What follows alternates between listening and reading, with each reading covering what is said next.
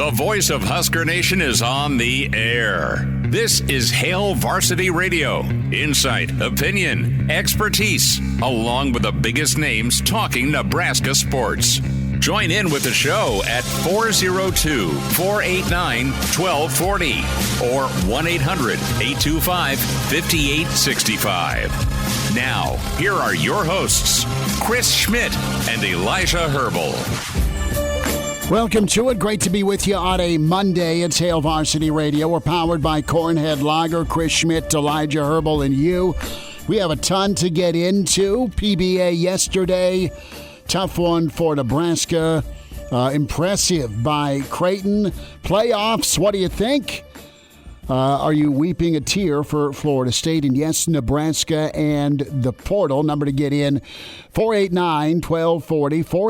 489-1240. Can dial up.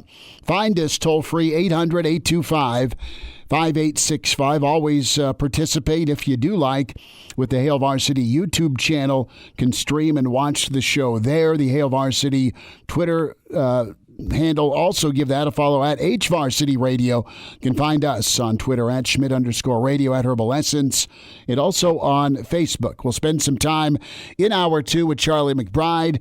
Mr. Blackshirt, get his take on the football playoff setup, Nebraska in the portal. And yes, Jay Moore, Blackshirt Husker NFLer, going to be with us in hour two. 489-1240 to get in. So, a lot to dive into right now. Folks in the stream chat are really wondering about the portal, and you've got different reports out there on 3 also reporting about Nebraska visiting Will Howard this weekend. I know Lincoln Riley also making a trip out to see Howard, so we'll see if Nebraska pursues that, Elijah. And just to touch on some of the early questions here in the stream chat, what do you do at quarterback here? What is the best course of action if you're Nebraska? And the best course of action is honesty, right? And Matt Rule is very good at honesty. And you sit your quarterbacks that are still around down and say, hey, you're going to have a chance to win the job. Thanks for what you've done. The best interest of the program, big picture, is also to maybe go get a guy. And if that is interest from Will Howard towards Nebraska, great. You don't say no to him if he picks you over or wants to be a part of the Nebraska football program. The understanding being that the best man will win the job, and based on how rugged the Big Ten is, number 2 needs to be ready as well. So whether you win the job or not, don't re-enter the portal and leave us high and dry. But if you don't win the job, it should be noted that you'll never make a college football playoff, as we learned from Florida State. Sure. We'll get into that a little bit later. But you talk about the honesty, and you have a pretty easy recruiting pitch to all these quarterbacks. I shouldn't say easy, because I'm just going to look at one specific aspect. If you just walk in there and say, hey, you can be the most popular man in the state of Nebraska if you just hold on to the football. You don't even have to throw touchdowns. Just hand the ball off and don't have turnovers, and you'll be the most popular man in Nebraska. It's a simple task for you if you come here and play quarterback, right? Well, the other part of that pitch being going to have a good O-line around you. It's going to continue to be built up. You've got your defensive coordinator, wizard, Tony White. He is back for another year. He believes what's going on. You got a good defense here. Look, there are some weapons. They're young, but they're talented in the wide receiver room. This offense can be a lot of things. It can be balanced. It can be physical. It can be explosive. Not that they were a lot of the time last fall, but they were with the instance of finding a guy like Lloyd or Malachi deep a couple of times. I mean, you've got some speed on the outside there. You've got an all-world tight end potential in Thomas Fidone, and you've got a pretty experienced line. So we're making that pitch for Nebraska. If Lincoln Riley sits down with Will Howard and says, dude, here's my track record. I may not have recruited all these kids to quarterback, but through the portal or transfer process or just out of high school, I've got the last X number of Heisman winners. I've got the last X number of quarterbacks picked pretty high in the first round. And I promise you we'll have a better defense, allegedly. But we're going to let you throw the football a lot. And it's a guy like you, Will Howard, in the Big Ten makes sense. Come on to SC. Oh, and by the way, wherever you're going to get drafted, will probably top and beat that NIL money-wise. That would be so disappointing, though, if Will Howard goes to USC. Not for Nebraska's sake, but I think it'd be a lot funnier to see Oklahoma fans blow a gasket if Lincoln Riley goes and gets Dylan Gabriel out of the portal. That's also quite possible and funny. Back-to-back Oklahoma starting quarterbacks. Oh, my God, the Sooner fans would be blowing a gasket. Would that not be the best thing ever? I don't know that Lincoln will set foot in the state of Oklahoma again ever. I think it's going to be a situation where, hey, can we meet at the neutral site in a public area? Okay, can we do that? And we can't do it in Norman. We can't do it in Oklahoma City. Let's meet at a Cinnabon in Omaha. Let's do it. Let's go see Gene at the Cinnabon in Oakview, and he's got a nice quiet spot for us. So the other part of this too, when we talk portal. And right now, it looks like John Goodwin and Jake Applegate are the two kids in the portal right now for Nebraska. But no, Nebraska's going to have to kick all tires at the quarterback spot, maybe at wide receiver, maybe at offensive line. Because if Benhart doesn't come back, does Corcoran go to right tackle, right? Or do you play some of the kids that are... Or do you slot Corcoran back into guard? Do you put him at guard? Newely? How do you feel about young... Jenkins. Yeah, Evans Jenkins. I like Evans Jenkins, but you keep Evans Jenkins at guard if Scott comes back at center. Because you got Lutowski, kind of the heir apparent possibly. So you preach competition, you preach fair competition, and you got to be in for everybody. Whether you win the job or not, you got to be ready. So right there is my 2 cents on things. I suppose we aren't lucky enough to have Howard's girlfriend on the Husker soccer team. I don't know, Brian. I don't know who Howard's dealing with. I do know that there is a connection with Adrian Martinez. Well, that was Adrian's connection to Kansas State. Yes, but let me flip it around here. Adrian's a guy that's still in the state. Adrian's a guy that is doing some work for Nebraska, and I know he's also represented by our dear friend Jeremiah Searles, and we're talking to Searles tomorrow.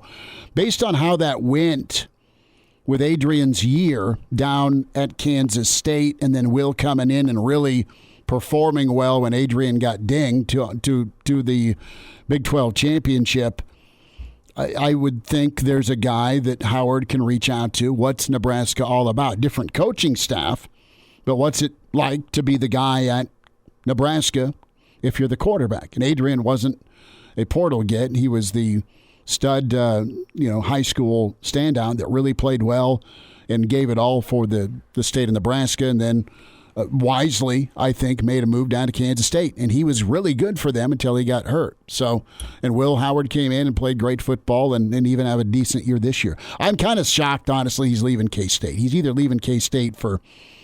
it's two-way.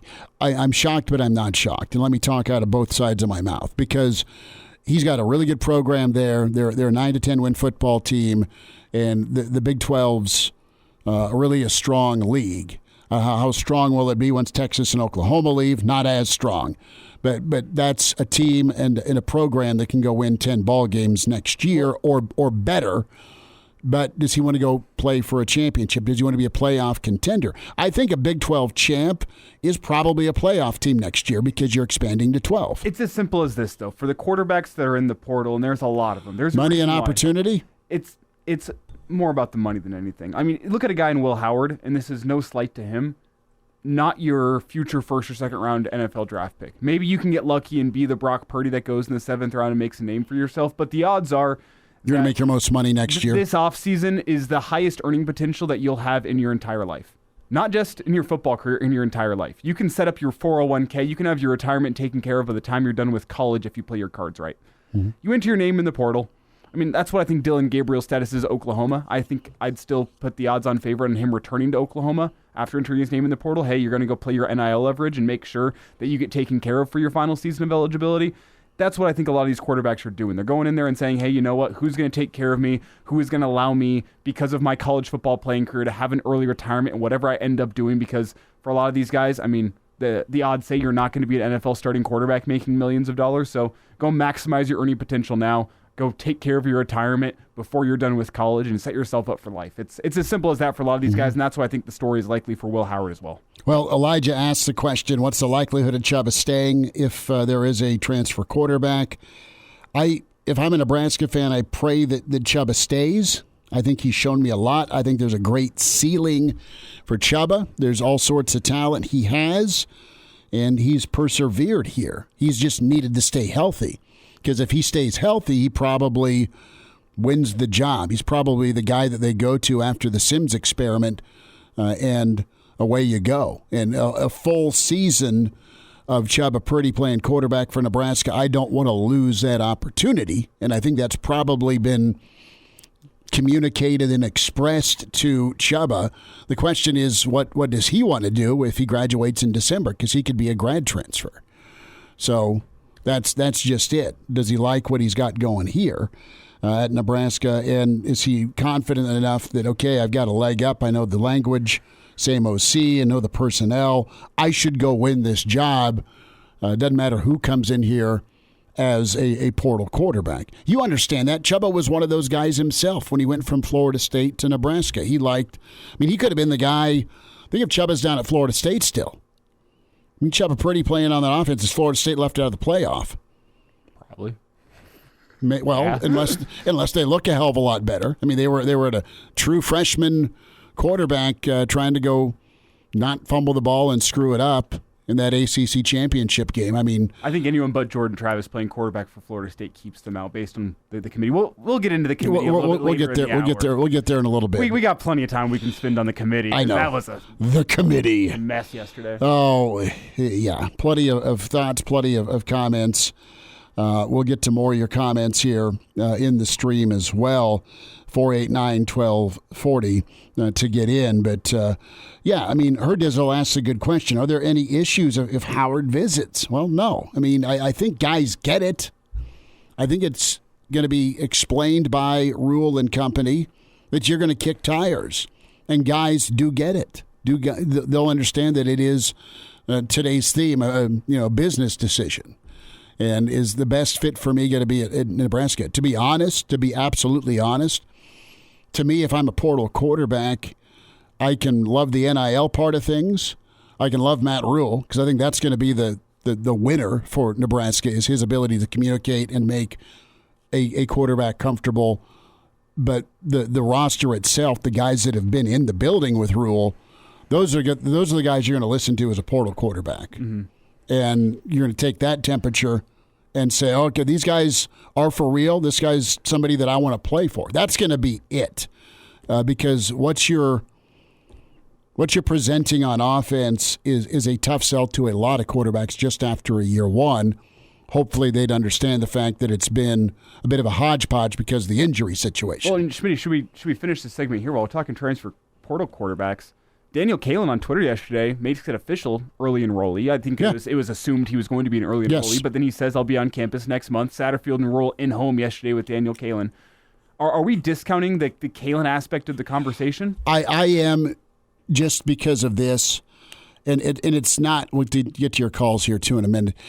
I just think it's a tough ask for any freshman going from high school to college to go win a job without a redshirt year. I think it's absolutely borderline impossible. You've got Arizona did it.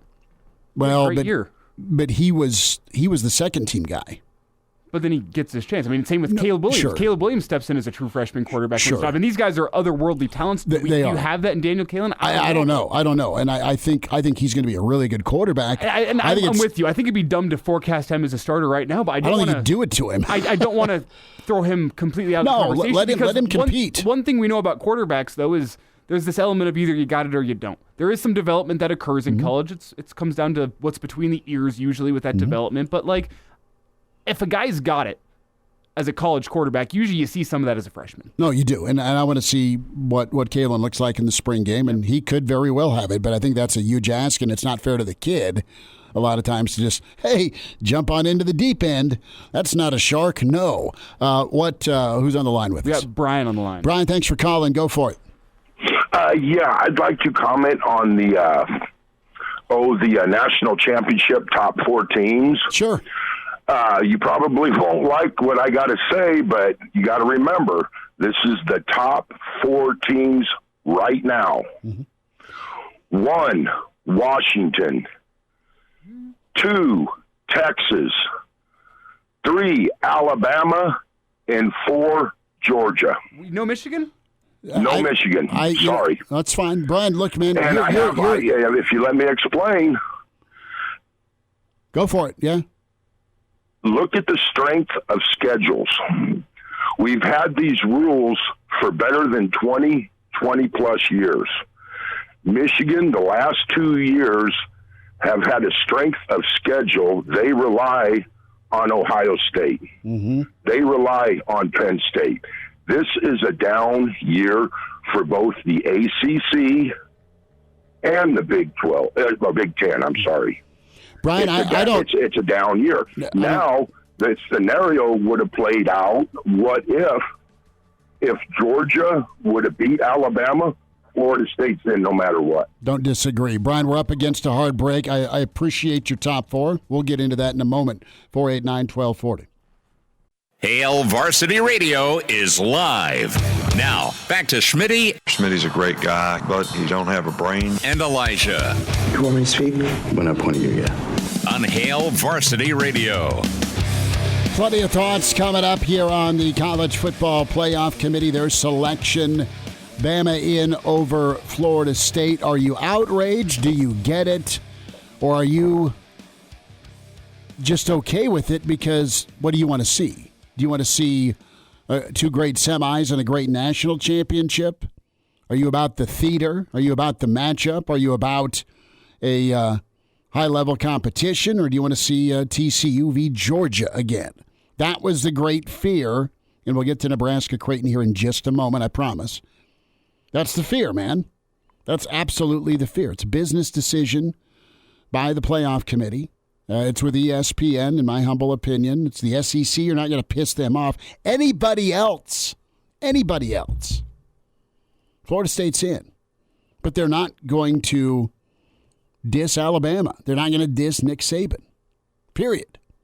And sometimes there's just too much juice you're going up against. I feel awful for Florida State, but they couldn't and wouldn't beat anybody that's in front of them in the playoff. They wouldn't beat Alabama. They wouldn't beat Georgia. Georgia should not be, but Georgia should be in front of where Florida State's at. You can't say that, I can. I commend Florida State for navigating 3 games and being 3-0 with backup quarterbacks and a great defense.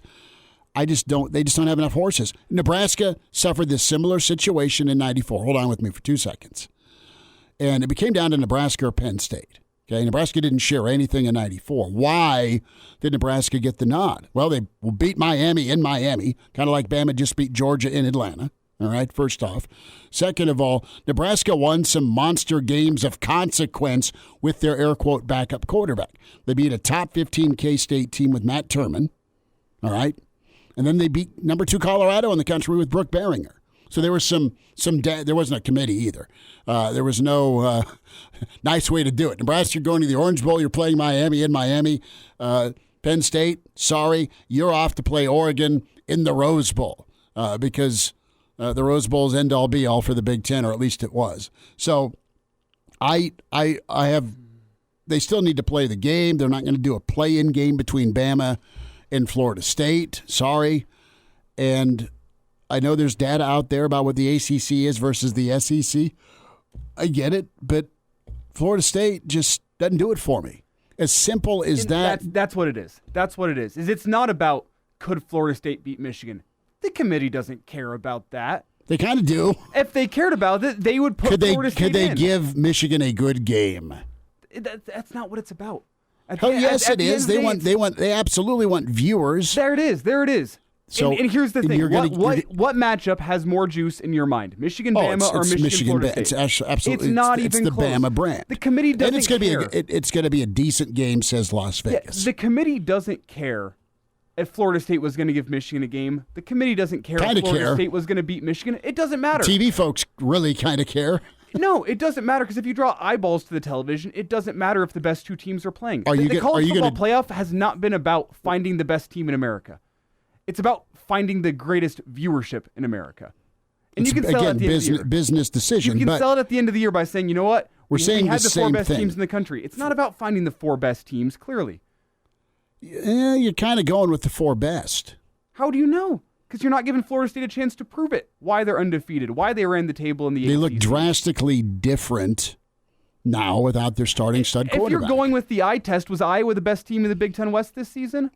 If you're just going by the eye test? But they won their division. Yeah, and Florida State won their conference, running the table. They did everything they had to do. They won games. That's what matters at the end of the day. What matters at the end of the day is that Iowa won their football games that they needed to win this year. They did not have the best record in the Big Ten West. Their if schedule. you just go by eye test, Iowa was far from the best team in the Big Ten West. They were hard to watch this Saturday, my friend, in person. But the eye test doesn't matter. It comes down to, did you deserve to get into the Big Ten championship game? And Iowa did everything they needed to do to deserve it. It wasn't a committee voting them in. I mean, it was set up through divisions. We'll get your thoughts. I cry for Florida State a little bit because it's a hard moment for the players, the coaches, the conference, and it's bad. But anybody else, and they're probably in, but you're not going to be able to take down that giant that is Bama. It's viewership, it's matchup, it's what's going to get folks more juiced up. And Florida State's still a brand and a blue blood. I mean, historically they're great, but they're not Alabama. Well, let me ask you this. If Florida State and Alabama had a play-in game to determine who had the right to play Michigan, and Florida State wins it, then I'm corrected. And that's not the point here. Do you still think that would get as good as ratings? Hell yes. If Alabama played Michigan? I don't think so. Well, if they beat Alabama to get in, hell yes they would. You'd see the curiosity factor. That play-in game would get monster ratings. Oh, I mean, now it would, yeah. Yeah, well, yeah, because of the drama. And the Orange Bowl is going to be kind of morbid and curious, isn't it, when you have Georgia and Florida State? Well, honestly, if this is scripted, poetic justice is going to be that Florida State beats Georgia and Bama beats Michigan. 9-6. And everyone can admit, you know what? On paper, it's impossible to predict who the four best teams in the country are. It is the committee has an impossible task if you're trying to predict the four best teams in the country. Almost impossible to do. You can't predict the game of football on paper because football isn't played on paper. That's what they try to do. So it's not about establishing the four best teams and putting them in. It's about establishing which four teams are going to get the most eyeballs on the television set. Which four teams do you care about? Can we say what it is? The college football playoff is on ABC and ESPN. Mm-hmm. Their partner is the SEC. Yep. That's part of this business decision. You're not gonna piss off your partner. That's it. That's part of this too. And the ACC, I know what the conference did against the SEC this year, and yes, the SEC was down, but still pound for pound. When I look at Bama beating Georgia, that's the argument maker for me as well. Best team in football right now has been Georgia, and you were impressive, to say the least, on Saturday to beat Georgia like you did, to hang on by 3. You were up 10, you hung on by 3, and you've seen Bama kind of get better as the year has gone on. Florida State has survived, to their credit. Well, Bama survived against Auburn. Totally. Georgia survived against Georgia Tech. That's a part of the name of the game, and I don't think you can discount the fact that a team went undefeated, but at the end of the day, it's not about that. At the end of the day, you're getting your for sale sign out if you're Clemson and Florida State, and you're moving to the SEC because clearly you can't beat them. You're not given a chance to beat them. You'll need to join them to be part of the playoff in the future, possibly. Who's with us? We have Pete on the line. Pete, thanks for calling. Go ahead. How you doing today? We're good. What do you think? Well, first of all, I don't like 12 people that probably half of them never played football in their life deciding how good somebody is and how good somebody isn't, depending upon one player going down. the thing that bothers me is they changed the narrative. Before, it was a conference champion, undefeated conference champion was super important on a Power 5 team. They kind of went away from that on this. I think Florida State got screwed.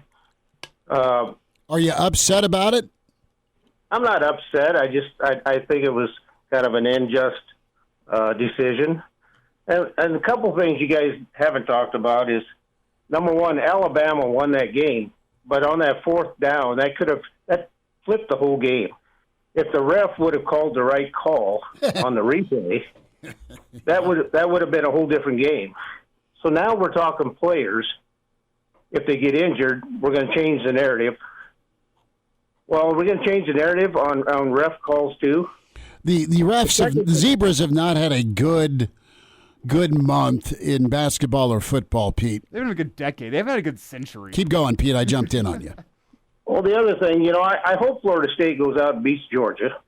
And if they do, can they claim a share of the national championship like UCF did? I would start printing T-shirts right now, Pete. If you beat Georgia and you beat them soundly, I think that'd be a minor miracle. Just because I think Florida State's so deficient on offense right now, and we've watched deficient offense not only from Iowa but also from Nebraska all season long.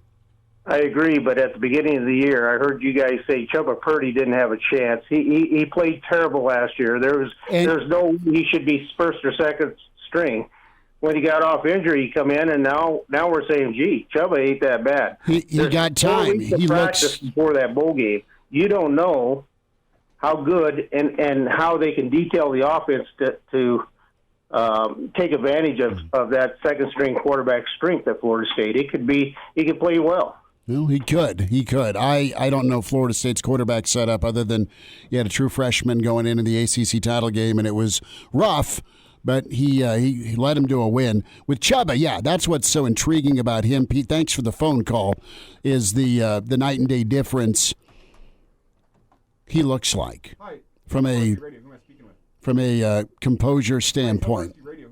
489-1240, we're deep into the are you feeling sorry for Florida State discussion. We will get to basketball. Nebraska whacked at home by Creighton, and some comments and thoughts on that.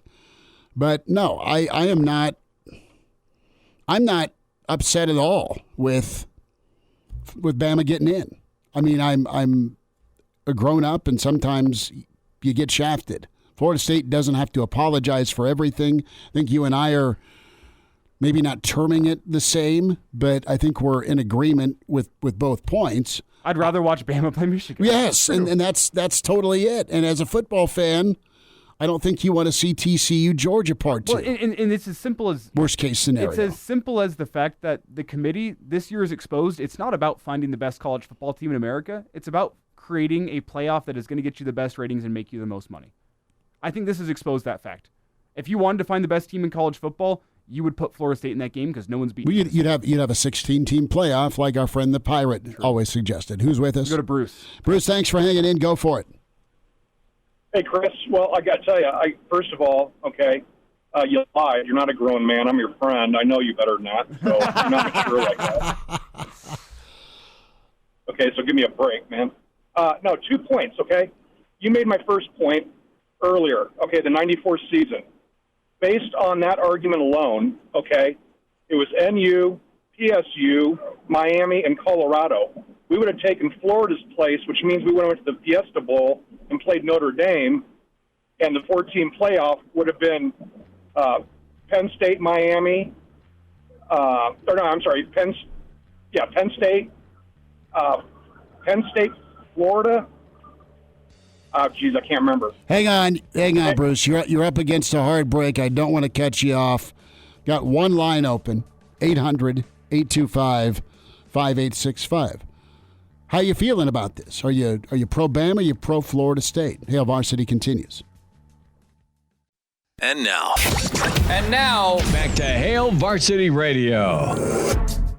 All right, we'll get to your full phone lines here. It's Hail Varsity. We're powered by Cornhead Lager, Schmidt and Elijah Herbel, college football playoff reaction. Are you feeling for Florida State?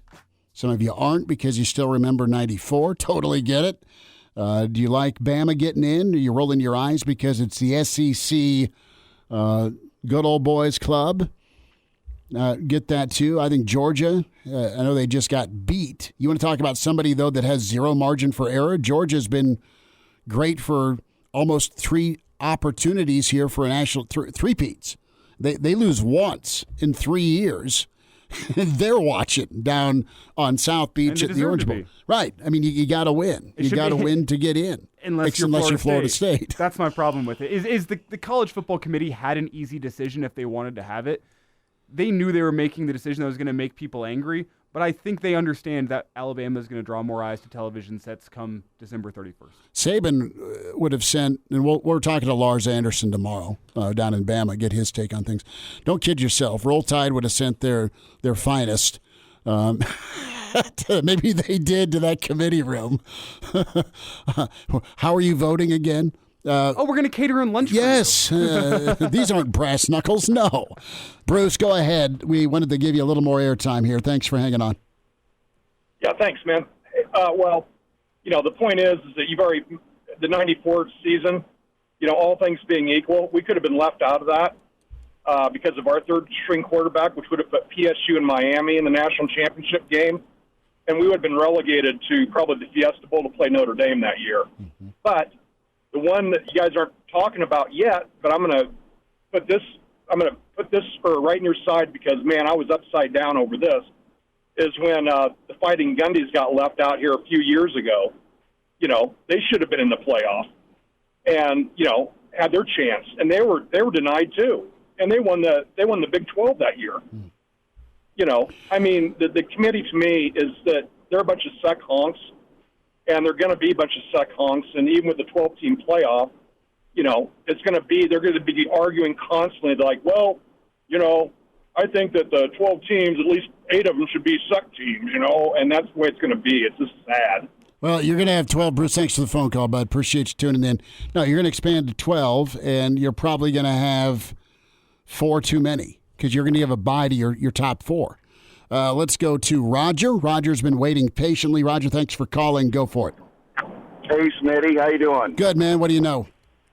Good. Hey, I love the show. First-time caller. I've been listening in, and I just spent year 56 in the same seat in the northwest corner of Memorial Stadium. I've been going since I was about 6 years old. That's awesome. And so I said, still bleed red. I want to go back just a little bit before, probably before Elijah's time and before 94. And I'm not a Saban fan, but I will say karma comes around because I remember a cornerback and Bobby Bowden crying their way into a game that we should have played. And we ended up having to play another Florida team back then down in their home state. And that was the horrible calls, and we ended up taking one in the shorts there at Florida State, only to find out that the next year, I think it was West Virginia that was undefeated, should have been playing that year. We played them in the Kickoffs Classic the next year and beat them 157-2, I think it was. So, Nebraska walked out of the back of the end zone to give them the 2. Yeah, no, I get you. That's right. There's football karma. Nebraska fans are smiling. Some are anyway. Roger, thank you for listening, but thanks for the phone call today on this. We're talking playoff. Do you feel for Florida State? Do you nod your head and shake? Yeah, I get it. Bama needs to be in, or should Georgia be in? I mean, listen, it's going to be moot a year from now because you've got 12 teams, and give me theater, give me good football. And give me folks that, listen, Bama earned it by beating Georgia, okay? Period. That's how I look at it, and I know you're going to tell me Florida State earned it by going undefeated. Well, I'm going to tell you if Bama wanted to be in, maybe they should have beaten Texas. Sure. The fact, though, is it's pretty nice that Georgia, I should say, Bama's scheduling Texas, just like Florida State scheduled LSU, common opponent. And Florida State scheduled LSU and they beat them handily. They did. They beat them handily, and you have Bama that won. I don't know, couple touchdowns, not as impressively, But how did Florida State do that to LSU? They with their quarterback. Mm-hmm. They with a really good quarterback. And I would listen to, and we'll get to Kent's email, what Florida State is and isn't without the quarterback. Scott's been hanging on. Scott, thanks for calling. Yeah, thanks for taking my call. Just a few thoughts. As football fans, we do want to see the biggest game. So my question to you is this. Florida State doesn't get in because they don't have their quarterback, right? Mm-hmm. And the committee decided that they weren't gonna put them in. Here's the question: They ran the gauntlet. They won by defense. Mm-hmm. In the NFL, championships are won by defense, and sometimes in the NCAA as well. The question is this: if Ewers in Texas somehow gets hurt, does Texas get decommissioned? No, they just throw in Eli, or they throw in Manning. Right, but that's second-rate quarterback. And so what I'm saying is, and I'm not a Florida State fan. Go Big Red, and God bless Notre Dame. But what I'm telling you is this: is that when we start not looking at the game, I mean, the game was won against a ranked opponent, Louisville. A nationally ranked. We trust the rankings, right? So nationally ranked Louisville with a third-string freshman quarterback, and it was won by defense. Doesn't Florida State deserve the nod? Exactly. Thanks for taking my call. I'm going to hang up and listen. Appreciate it. Good call. No, that's a great argument for Florida State. They got it handled with their true freshman quarterback, and they won 16-6. And the guy was 8 of 23 throwing the football because Florida State's defensive line is insanely talented. Do they stand a chance against Michigan with a true freshman quarterback? Look at the portal, right? What's everyone vying for? That difference maker at quarterback in the portal. Come to our team, be the position, the most important position on the field that puts us and this program over the top. And the committee's not wrong when they look at the quarterback and the injury situation. And I'll say this about Louisville, all right? Louisville had some nice wins this year. They also lost to a 3-win Pitt team, all right, after they beat Notre Dame. Louisville's a 10-3 football team. Jeff Brom's a hell of a good coach. Louisville's talented, absolutely. But beating Georgia and beating Louisville are two different things. Do we need to have, who's with us? Kelly, I've got 30 seconds. I want you to hang on, and we'll take your call before we end the hour, all right? Open line at 489-1240. We'll get to some Husker hoops as well, as they got blasted by Creighton. Super impressive by Creighton, what they did, how they handled themselves. Too early to be out on Nebraska basketball. Plenty of opportunity left for them. How do they respond? Emails as well. Charlie McBride, 15 minutes away. Hail Varsity continues, powered here by Cornhead Lager. And now, back to Hail Varsity Radio. Thanks for hanging out. 10 minutes away, Charlie McBride, his take on the College Football Playoff Committee, his thoughts on Bama, on Florida State, on Purdy, on Nebraska, the portal. Maybe he'll have a what the hell Nebraska-Creighton basketball take. Chuck probably got a little ticked off with that. Jay Moore next hour. Kelly, you've been hanging on. Kelly, thanks for your patience. Go for it. Hey, I just wanted to agree with somebody that said that the committee are SEC stooges, but my biggest point is I think we're all forgetting about Ohio State in 2014 with a backup quarterback winning a title. So you can't tell me it can't happen. No, it absolutely can. The difference, I think, Kelly, and you're right on, Cardale Jones looked awesome, didn't he, against Wisconsin when they won 59-0. Oh, definitely.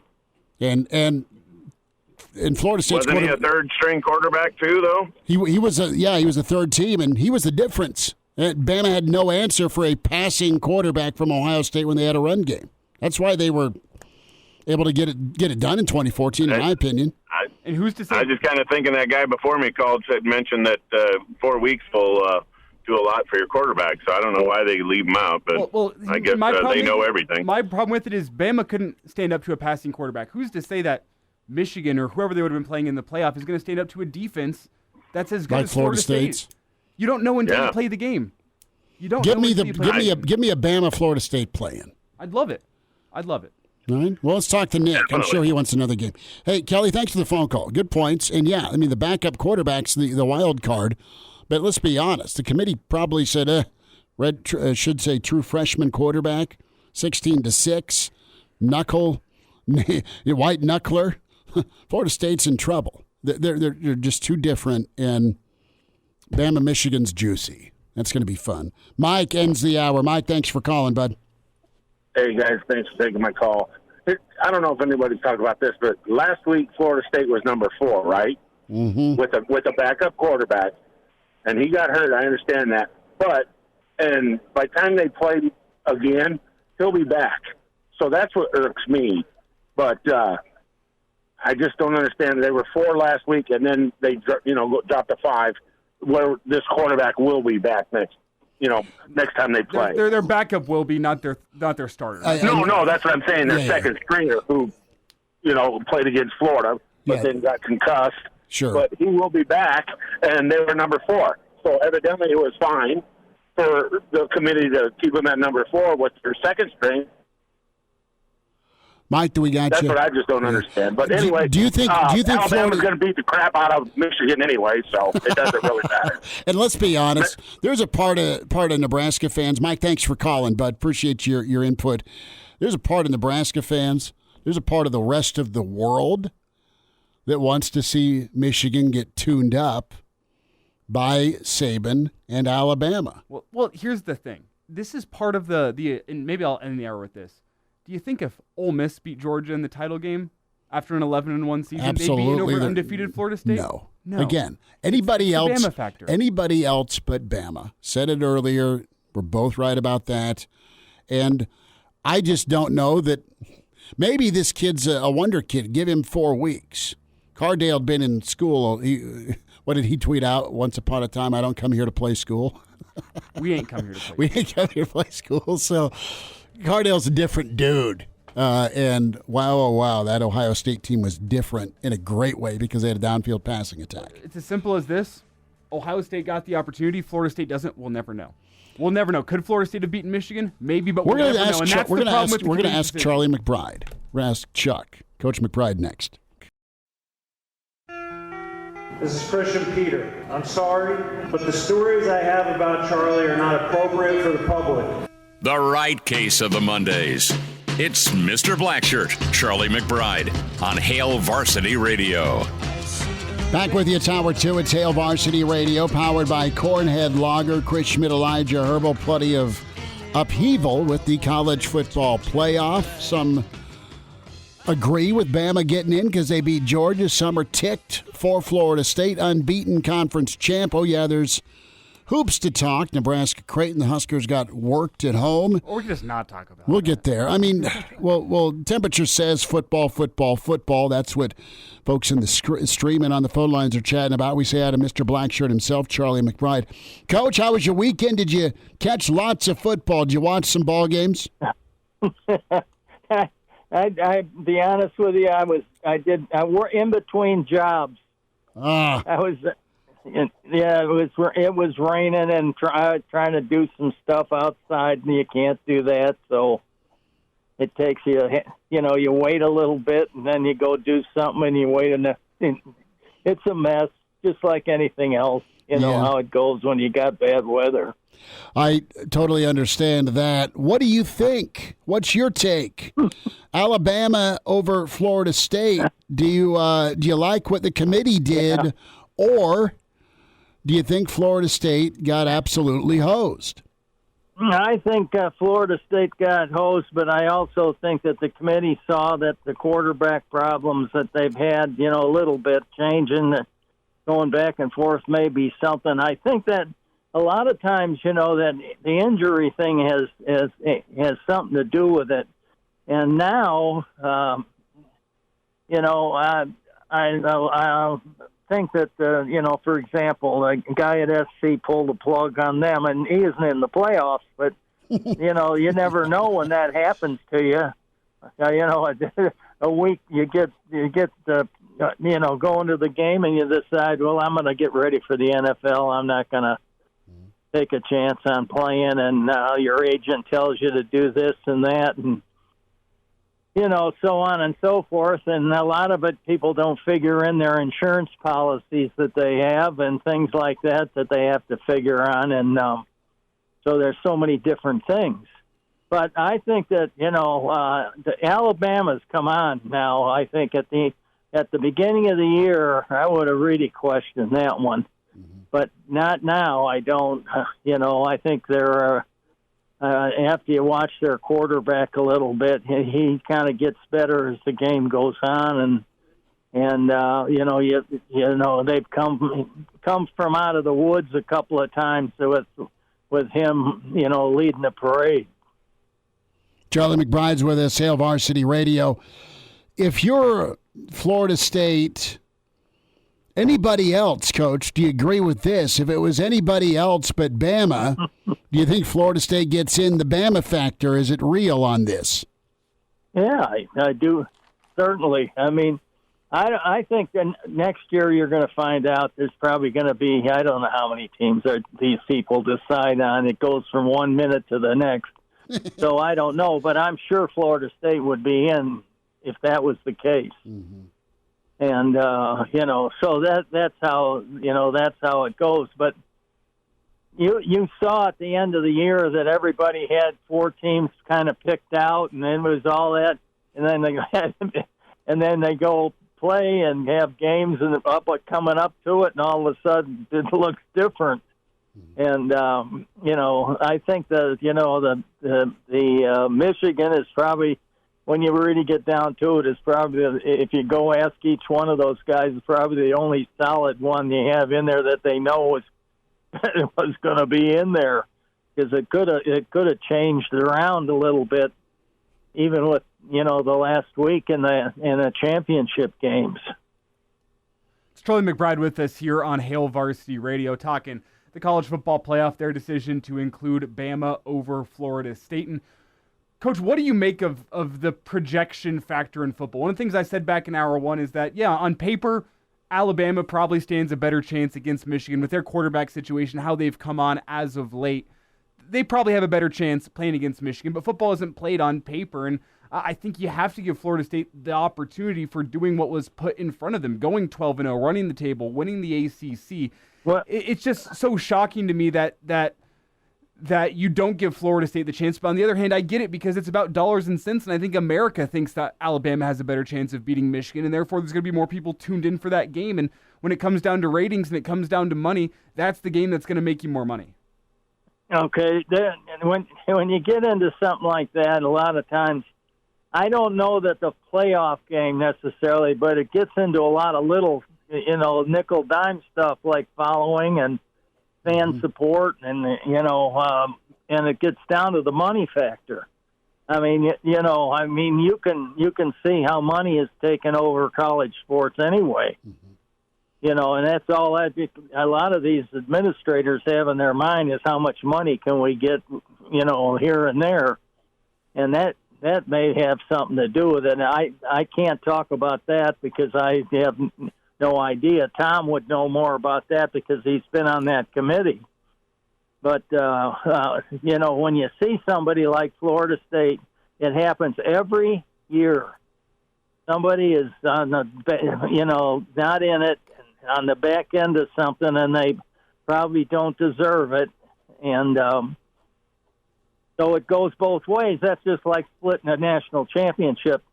Everybody used to say, "Oh, that's no good," but when it got all done after it happened 3 or 4 times over the years, then all of a sudden there's 2 parts of the country that say they're national champions, and everybody feels good about it.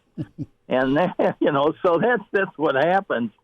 And so you got half of the country with Florida State and half of it with Alabama. And the only thing I can say is what I've seen of Alabama, and they on both sides of the ball have gotten a lot better. Coach, what do you think about the portal situation? I want to go there. You've got Kansas State's quarterback, Will Howard, that's Nebraska's checked in on.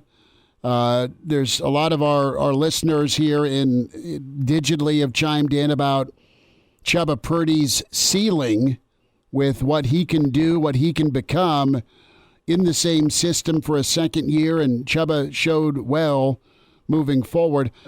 How do you handle the quarterback spot if you're Rule in Nebraska moving forward? Well, you don't. I mean, it's a guessing game. And that's the problem with the whole thing is now it's all about money. Mm-hmm.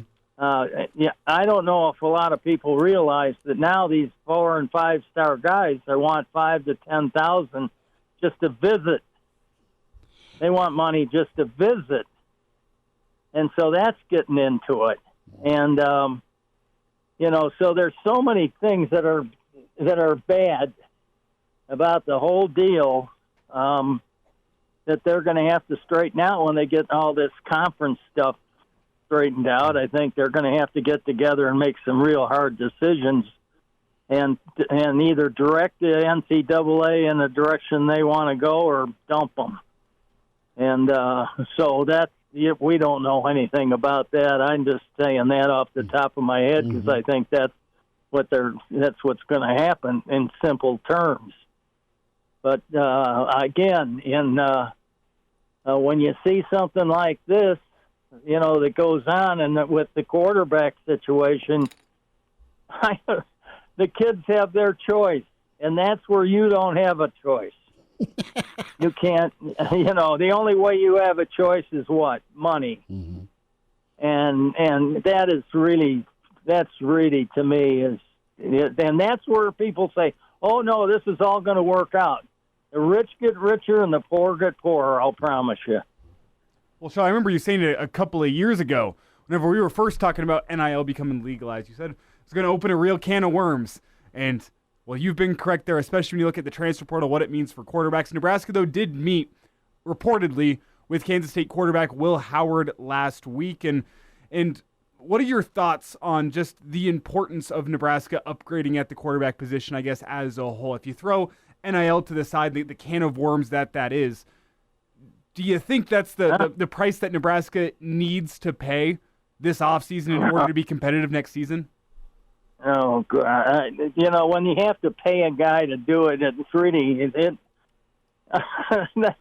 that's where to me that's not college football anymore. That's pro football, and it just isn't. To me, guys go to college. I thought to kind of get an education because I always heard the terms you can't eat the football, so you better go to school. Now it's how much money can I make? Maybe I don't have to, eat the football, and it's a whole different game now. It's not the pressure is up on everybody, the coaches and so on and so forth. Agents are there, helpers are there. I don't know what they call them now in the NCAA, whether they're just advisors or, but they can't be called agents. But they got them telling them what to do and how to do it, and daddy's in the background and mother's there, and they're all having a good time deciding on what they want to do if it does come to money. Charlie McBride's with us, couple minutes. Hail Varsity Radio, talking college football playoff, the portal, and moving forward.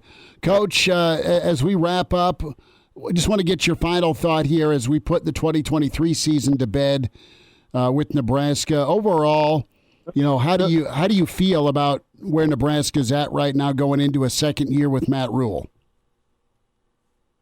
Let me ask you a question first. Sure. Did the quarterback at Ohio State go to the portal? McCord, yes, he's in the portal. Okay. Do you know him? I don't. I just heard that on behind the scene here. I was sitting here doing something, and I heard that he was, and I thought that's they're just joking. No, he's in the portal, baby. Well, I think we're in a situation right now if I hear the word process again, I'm going to kill somebody.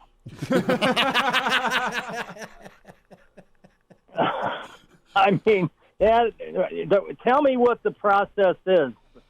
I mean, I know what it means, but I mean, I just want to know what it is. I mean, I want to know what the process is. And the reason I say that is because I've heard a couple of kids on the interviews mention, I guess we'll follow the process. And they don't know what the hell they're talking about. They're just saying that. And so I think that word needs to be explained. And because I know I'd like to have Northwestern's process. If we're going to get processes, let's go check around and get in the game. You know what I'm saying? Everybody has a way of doing things. I guess this is the way we do it, and that's it. And that's the process. And if you change it, that's the process. But that the word's scary to me, and I know a lot of the kids that are on the team right now. I just think they're kind of wondering what is the process, because you have so much change with the money part of it, with the portal and so on and so forth.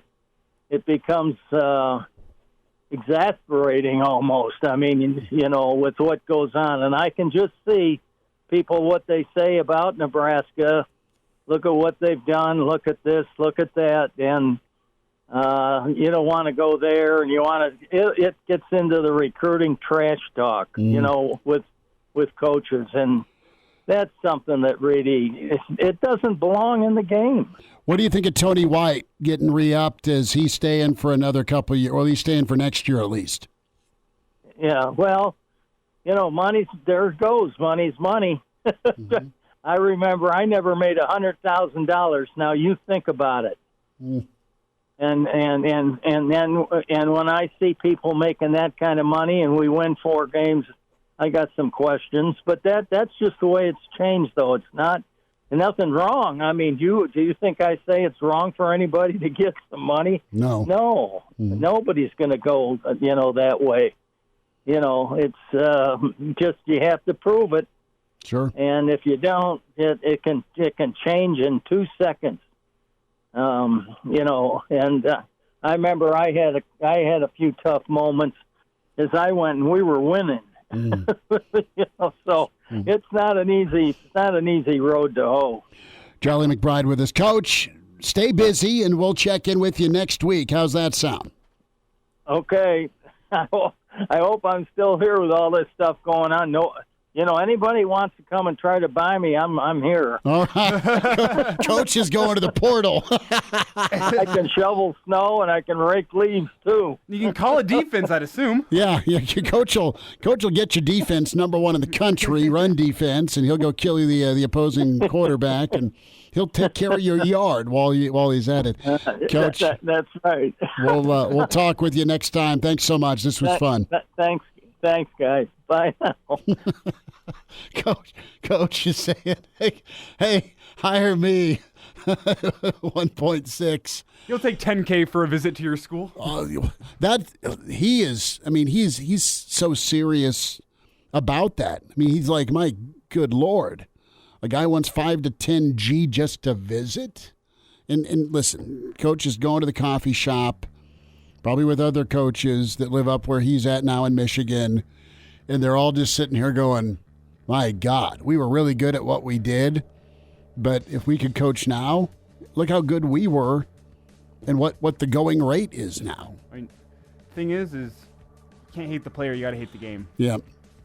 No, and he's yeah, he wants a definition of the process. Jay Moore's going to check in. Hail Varsity continues. All-State, 2-year starter, and rush in for the Big Red and NFL vet. Is Dudeness or Duder or El Duderino if you're not into the whole brevity thing. It's Blackshirt Jay Moore with Hail Varsity Radio. Back into it, it's Hail Varsity Radio, powered by Cornhead Lager. We welcome in Blackshirt Husker NFLer Jay Moore at Jay Moore 44. And one more Big Red wrap-up to put a exclamation part on the point on the season. That'll be tomorrow, Jay Bird. You guys are outdoors in the old stadium. You're going to be back on the field. I know. It's going to be a little chilly because we're taping about 10 o'clock in the morning. So it's not a live show. I think they started construction on the set, on the, where we tape on East Campus. So excited to see how that turns out. But, yeah, we're going to go out in the morning and get her knocked out. And that'll be the last one for 2023. I wish we could have got a bowl game one. Haven't done a bowl game show yet. She's like, and I'll be listening for when that phone call happens. Yeah. Are you wearing sleeves, or are you just going to go throwback with no sleeves? Yeah, I might just do like the old school jersey with the gut showing. Okay. Number 44 is going to wander out there.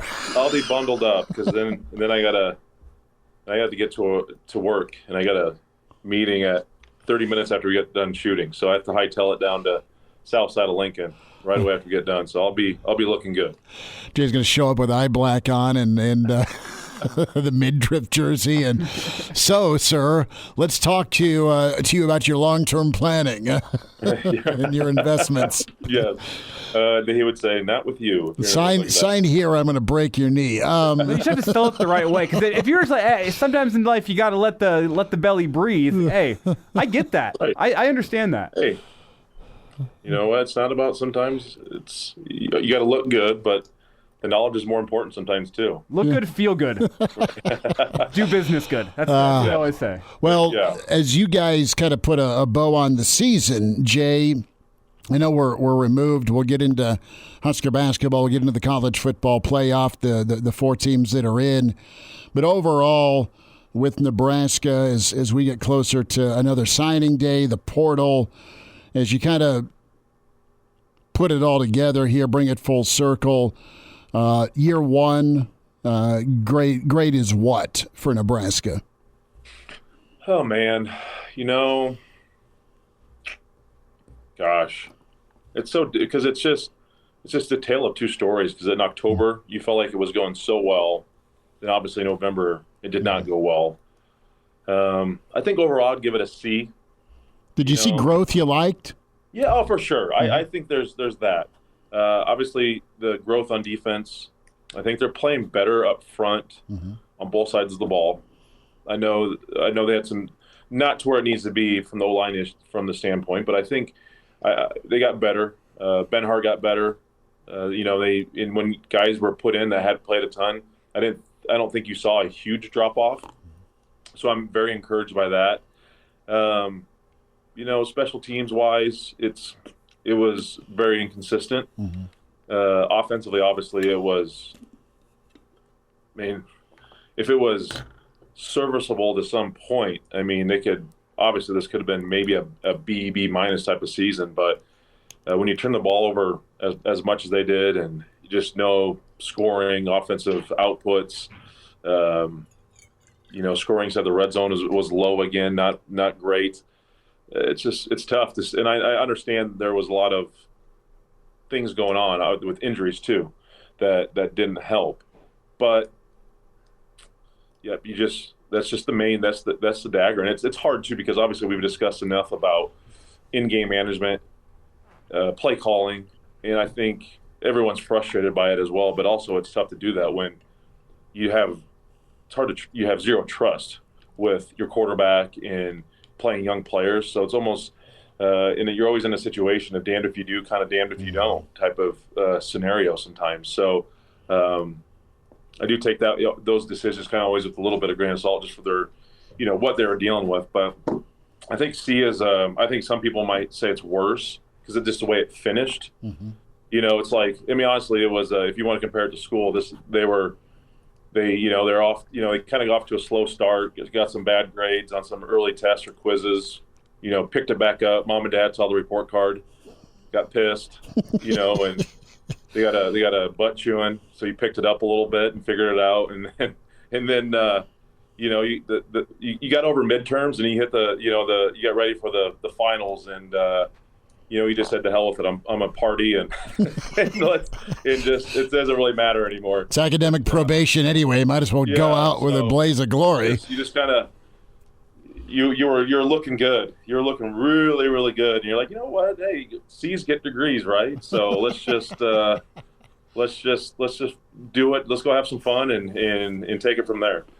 Jay Moore's with us. Few minutes, Hail Varsity Radio, powered by Cornhead Lager, and we're talking about some of those guys, Jay, that get in early enrollment. The development is something you feel good about with Nebraska football moving forward.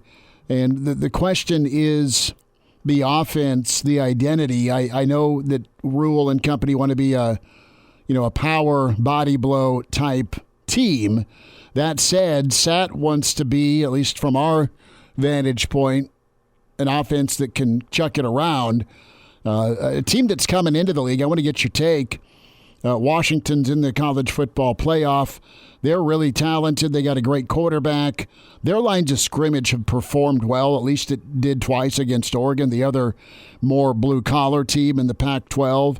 But their running game, Dillon, was something special. Does Nebraska have the personnel right now at running back, in your opinion, to lean on a run game? We all agree the O-line's gotten better, but can Nebraska be a balanced offense in 2024 and stick with the run until someone stops it and be better, more efficient throwing the football? I think so. I think you can if guys stay healthy. I mean, that's just. I mean, I think Gabe Urban's a really good football player, but he's been banged up his first 2 years here. I think Ramir Johnson coming back could provide a spark. And not only in the run game, but also the passing game. The guy is really good out of the backfield. I think Emmett Johnson has done some really good things. Quentin Ives is a guy that I know they're very high on. What you thought he might have a potential to play this year, didn't. Obviously got his red shirt, so I think that's a guy too. So I think I'm happy about where the running back room is right now. Obviously, the O-line still needs to improve. But overall, the ability to throw the football is important. I think you have to. You can't, as much as we love running the football here and how much success we've had and, for so many years running the football, you still got to be, I don't think you need to be elite by any means, but you have to be pretty good. And that helps with a really good run game. You get people that are, trying to stop it, and they're bringing another guy up to the box, and they're playing with 8 guys in the box, and you can all of a sudden you're going heavy play action. That opens up the tight end passing game more. That opens up obviously the wide receivers in those route trees more. So I think balanced is the right approach, but until you can actually be a threat running the football, it's just going to be hard. It is going to be hard to get to where you want to be. I mean, teams are just not. I mean, teams did not respect us this year. I mean, like, well, you know what? You can't really run the football on us just because of just injuries, and you can't throw the football anyway. So we're just going to play up here and play tight. And I think our guys are good enough. Our back end guys are good enough to cover your guys for the most part. Now, obviously, we were successful in a few big plays, but I don't think Nebraska. It'd be interesting to see going forward if they want to continue to use the QB as much in the run game. I think they want to utilize it, but to what extent?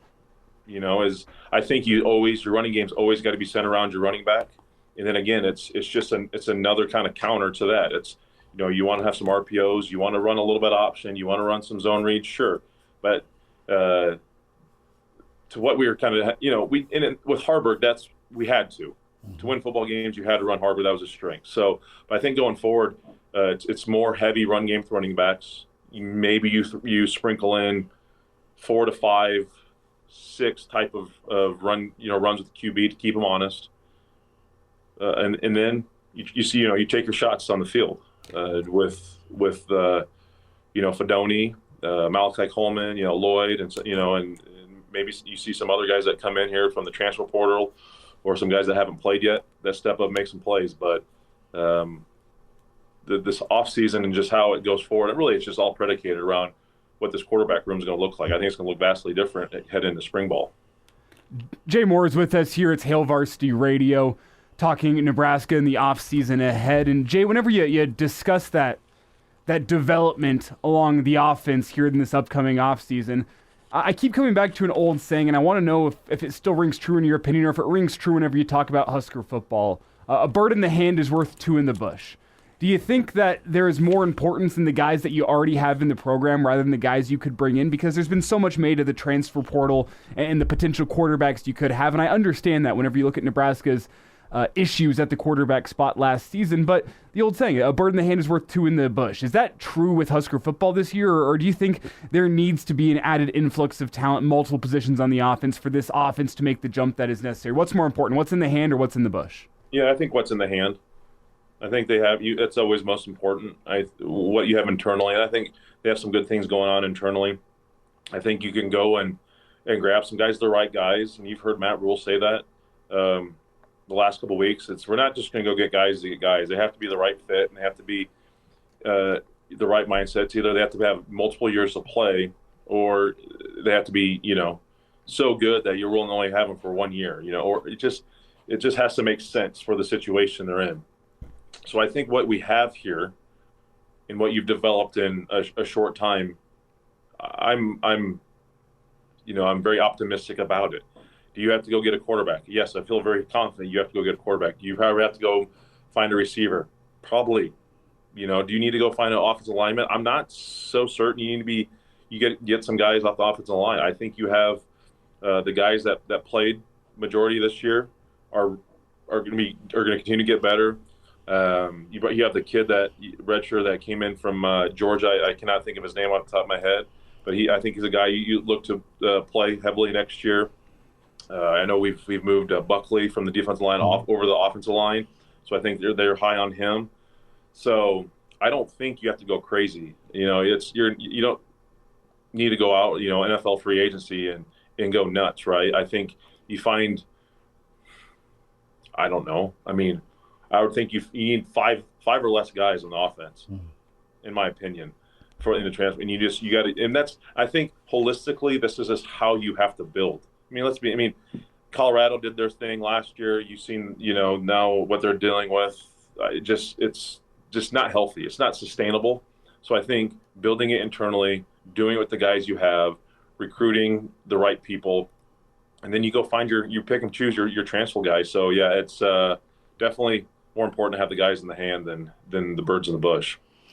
Jay Moore's with us. Jay, to the college football playoff we go. Michigan, Washington, Texas, Bama. Any complaints on your end? Do you feel for Florida State at all? I do. It's hard because I just look at the scenario, and I know it's a business decision. They completely made a business decision, and I understand it. You look at the point spread of Michigan playing Alabama or Florida State. You're probably Michigan's a 10+ point favorite against Florida State, and I think right now they're a 2-point favorite against Alabama. Mm-hmm. So obviously Alabama's definitely a better team, but it's also tough when you win your conference, you don't lose a game, and you don't make it. That's a tough deal, and I know it's hard. I mean, even though there's about a little part of me that's like, that's what you get for the 93-94 Orange Bowl. You kind of stole that one from us. So football karma with Jay Moore. Yeah, but no, it's a tough situation because you've seen in years past in those early games those semifinal games have been a blowout, and obviously if you want to go kind of some tinfoil hat, obviously ESPN and the SEC got a pretty big contract together, so you want to keep the SEC in there and competitive and in front of people. So I can't say I don't agree. It's just tough. I don't think that fourth spot, there was no right answer. But I think a business decision was made. And I understand why they picked Alabama. And you can honestly say you don't understand why they didn't pick Florida State. It's tough. It's tough, but I think just wholeheartedly the business decisions are made. I think it's going to be that game's going to be a really good football game in the Rose Bowl, and you feel bad for those Florida State players. You did everything right. You did everything that was asked of you, And just because your quarterback gets hurt and you just don't think you're good enough, you don't get picked. And that's a tough situation. That's a tough deal. Next year, not to be that issue. Next year now you're just kind of arguing on what 9-3 teams get in instead of what 11-1 and undefeated teams get in. So this conversation will still continue to go on, but it's just not at this fine of level. We only have 4 teams. And Jay, I feel like the safest bet here from a maybe a poetic justice point of view, maybe a college football is scripted kind of viewpoint, is that Alabama will win it all, so the committee can go double birds to everybody that doubted them. I think that's probably the most likely outcome right now. And if I had more money to my name, I'd go down to the sports book and lock that one in. But Jay, I want to get your thoughts, because I've booked my flight down to Arizona. I'm going to be in Phoenix over New Year's. Had plans to go to the Fiesta Bowl, and then yesterday it gets announced Oregon versus Liberty. You're out, dude. No interest. Do you know of anything better to do in Phoenix on the 1st of January? Golf. Yeah, golf. lot of golf. That one is just not. Yeah, what the hell?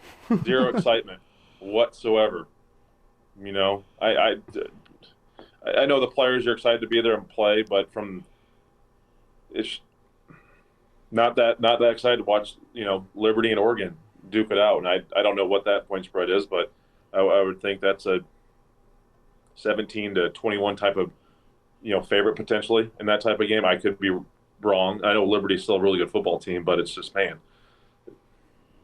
in years past, I think Tulane played and beat USC last year, right, in the Chick-fil-A bowl game. So that it could be a good game. Who knows? But just doesn't quite. That one doesn't do it for me. Yeah, no, it doesn't.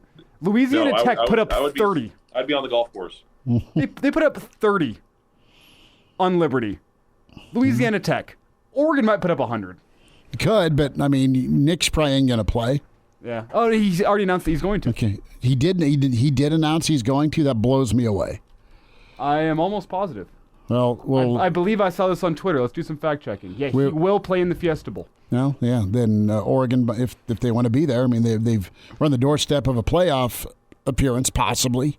So, Jay, we'll get you out on some NFL. And right now, Kansas City seems more than mortal, losing at Green Bay. Green Bay's kind of turned it around. The Texans are a bit of a surprise. I know Elijah's Denver Donkeys fell, but they had won 5 in a row. Detroit's at 9-3, and the Dolphins look incredible. Philly got whacked. And your Niners are looking more and more powerful as the season moves on. Dallas, I don't know if they're fool's gold or not. And then Jacksonville, chance to win tonight against a depleted Bengals squad for their 9th win. So the long question and need an answer. Who do you like right now in the NFL? What team or two are you leaning for as the Jay Moore power rankings are almost in front of us? Yeah, I think just after the performance, yesterday afternoon, that with a fully healthy San Francisco 49ers are going to be tough to deal with. Yeah. When you saw they struggled, a few weeks ago when McCaffrey was banged up and Deebo Samuel was out, Purdy just didn't look, he might have been dinged up too, but just didn't seem on point. But when he gets all his weapons around them, you got with McCaffrey and Kittle and Ayuk and Deebo Samuel. Mm-hmm. That's a tough offense. It takes all the pressure off Purdy. He's a really accurate quarterback. You're able to, McCaffrey's a nightmare matchup because you can run it so well, and you can isolate him on linebackers, and he'll just eat them up all day long. Deebo's ability to catch it. That jailbreak screen, that tunnel screen they ran there towards the end of the game. That's just, that linebacker had the angle on him and is like, no chance. And then the defense, their offseason, their in-season acquisitions. You get Randy Gregory, you get, the Ohio State guy from Washington. Chase. They're making moves. They're making moves like they want it all. They've been so close in the last 3 or 4 years, and they're making some huge moves to make it happen. And I think right now, early in December, they're the best team. I think Philly still is going to be right there. Mm-hmm. You probably just recreated the NFC title game. I don't know how the seeding may work. I think those are the two best teams in the NFC. And then you look at the AFC. It's kind of interesting. It's the Dolphins are playing well. That offense is so strong, so potent. The Chiefs are struggling a little bit. The Bills, are just kind of very inconsistent. Not sure what they want to do. It's the Chargers you thought you expected more of this year. They're not going to be. They're not there. I think right now it's going to be. I think they're probably the top two teams in the AFC. And I'm trying to think if I'm missing anyone. Baltimore, Miami, and then maybe Kansas City. Yeah, I think Baltimore. Yeah, there you go. I was like, I feel like I'm missing someone in the AFC, but yeah, Baltimore's pretty strong. Mm-hmm. That's a pretty good football team, and you get Lamar Jackson dealing. He's hard to mess with. So you got Dolphins, Chiefs, and Ravens, and then those are the top three: 49ers, Eagles, and probably the Lions. Yeah, are probably the top three in the NFC. And the Lions, their offense is good. Their defense has been a little inconsistent, and that loss to Green Bay at home on Thanksgiving, that one was surprising, but obviously Green Bay is much improved. You beat the Chiefs at home last night, so it's going to be fun to see how it kind of plays out here, but I still think the 49ers are right now the best football or the best team in the NFL. Jay Moore with us, Blackshirt Husker NFLer. Follow him, JMoore44 on Twitter. Catch him. One final Big Red wrap-up for 2023. Jay, we'll talk next week. Thanks for a few minutes. Yep, thanks, Dax. And now, back to Hail Varsity Radio. You guys are awesome. Thanks for the discussion, the passion, the phone calls, the stream, of course, the emails. We need another 2 hours to get them all handled. Good thing we got 2 more hours tomorrow. I know. And if we did not get to your stream comments or your phone calls, your emails on Florida State v. Bama, apologies. But thanks for tuning in. Thanks for being part of the discussion. Podcast, Spotify, iTunes, Google Play, where you can find Hail Varsity. Tomorrow, Lars Anderson going to be with us. Lars, of course, down in Alabama. Mitch Sherman going to join us. Jeremiah Searles. So plenty of football. So basketball on our mind. First, though, we need to say buckle up. Use your seatbelt. It saves lives. It prevents injuries only if properly worn. Make it click. A message from the NDOT Highway Safety Office. So Nebraska got rolled. Short and sweet. Creighton, wow. Looked every bit as advertised to what they're supposed to be this year. Nebraska did not look good in this moment. I am not writing off Nebraska basketball. There's kind of that feeling immediately after and 24 hours later of, same old Nebraska. Maybe not quite, but they got to be more grown up with their shot selection, their choices, and quite honestly, just their temperament. You can't, if you're Kisei, get teed up because of a BS call. I mean, you just can't. You can't be down 11 and make that with free throws, a tee, a three-point shot, all of it. You can't go down 15 and then come out and not be worth a damn or put a run in the first 5 minutes of the second half. Creighton's too money. They're too good. Find me an offense, too. Please. Find me something to go to if you're Nebraska, because it was just a nightmare. You had 6 assists last night, and you just jacked up stupid shots. And I think you do have to tip your crap. That's fine. Tip your crap. Tip your cap. That happened too. Tip your cap to Creighton. Nebraska ran into a much, much better basketball team. I don't have that many takeaways from yesterday because Nebraska ran into a much better basketball team. I thought Nebraska played stupid with bad shots. And what did Nebraska do at the end of last year whenever they were playing a better team? They got gritty with it. Their defense really locked in. Be blue collar for me, baby. Creighton was getting a good look damn near every possession. Nebraska couldn't get anything inside against Kalkbrenner. No. That allowed Creighton to go 4 on the outside and really contest hard on your three-point shooting. And whenever you don't have the confidence to take a shot on the inside because Kalkbrenner's stuffing you in there. Was Nebraska on layups yesterday? Nebraska was 2 for 22 from three-point land. They were 10 of 23 at the rim. Exactly. And I know the guy's 7 foot and protects the rim, but get him in some foul trouble. I mean, it wasn't good enough from Mast and Alec against a guy like that. You're going to have more 7-footers you up against the Big Ten, so that's a reason for concern moving forward. You can't be launching threes like that either. I mean, for them for Alec to take 5 threes, 4 threes, why? But if there's I know he was open, but why? If there's any consolation, you're only 8 games into the season. I think Nebraska needed a moment to come back down to earth. You wish it wasn't against Creighton. You wish it wasn't in that moment. Creighton did a great job taking Nebraska's fans out of it early and often. And hey, Nebraska's back down to earth. A little juice is out of the state in terms of Nebraska basketball. It's your chance to reset, lock back in, and make improvements, because Creighton exposed a lot of your flaws, if not all of your flaws, on Sunday. And you have a short amount of time to get things right before Michigan State comes to town next. Ken emails, Schmidt, why isn't Elijah giving undefeated Liberty a chance in this one? They've earned their way. Damn it. He makes a great point. No, he does. More to talk tomorrow.